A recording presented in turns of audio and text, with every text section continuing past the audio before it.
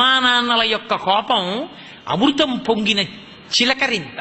అందుకే తల్లిదండ్రుల కోపంతో మాట్లాడినప్పుడు అర్థం చేసుకోలేని కొడుకు కూతురు ఘాతకులు, వాళ్ళ జన్మకి ప్రయోజనం లేదు. తండ్రి కోప్పడితే తన కోసం కోప్పడ్డావు, బిడ్డ వృద్ధిలోకి రావాలని కోప్పడతాడు.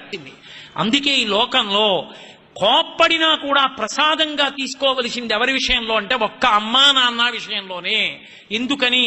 అది దిద్దుబాటు కొరకు తప్ప, వాళ్ళు బాగుపడాలని తప్ప, వాళ్ళు పాడవ్వాలని కాదు. తల్లి కోపాన్ని తండ్రి కోపాన్ని వక్రీకరించి చూపించి మేం పెద్దవాళ్ళమయ్యాం మీరెవరు కోపగించుకోవడానికి అని అడగడం సాహసం.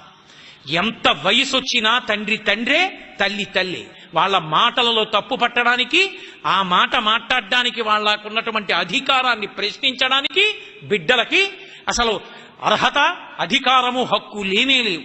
అంతటి గొప్ప దైవస్వరూపం అమ్మ.